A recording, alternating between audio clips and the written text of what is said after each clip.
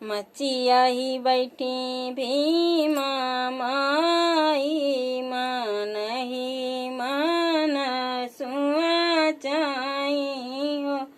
अरे आज हमरे ललन के बियाहवा माउर नाही आवई हो। अरे आज हमरे ललन के बियाहवा माउर नाही आवई हो। मलिया जगवल मालिनिया भइल बीनु सरवाऊ।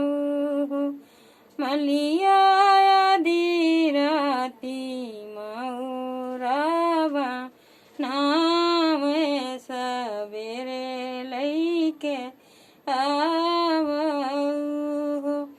मलिया आधी राती मऊरावा नाम सबेरे लैके आवई हो।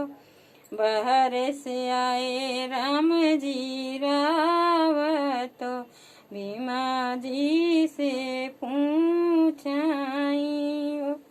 अरे आज हमरे ललन के भी यहाँ सूट नहीं आवई हो। अरे आज हमरे ललन के भी यहाँ सूट नहीं आवई हो। दर्जी जगावे दर्जिनिया भइल बीनु सारई हो। दर्जी आधी राती सुटवा बनावे सबेरे लैके आवई हो।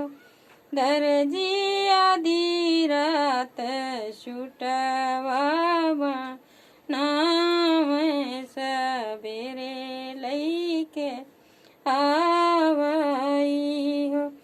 महल से निकली दुल्हबुआ तो मैया से अरज करे।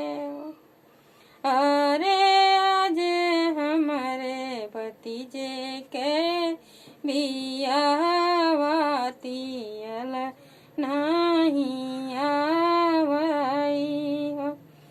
अरे आज हमारे भतीजे के बियाहवाती अल नहीं आवई।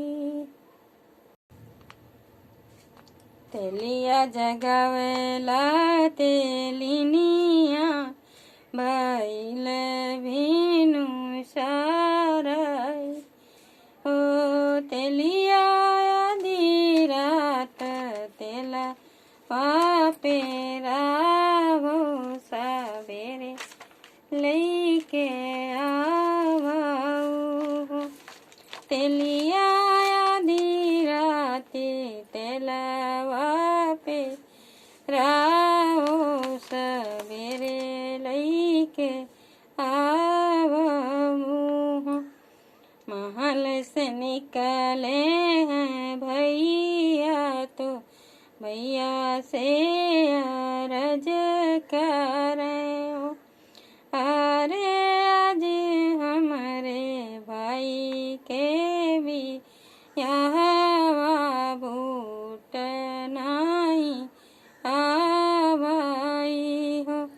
मोचिया जगावेला तो मोचिया बनावे लागे भूटवा तो रची रच बनाई हो।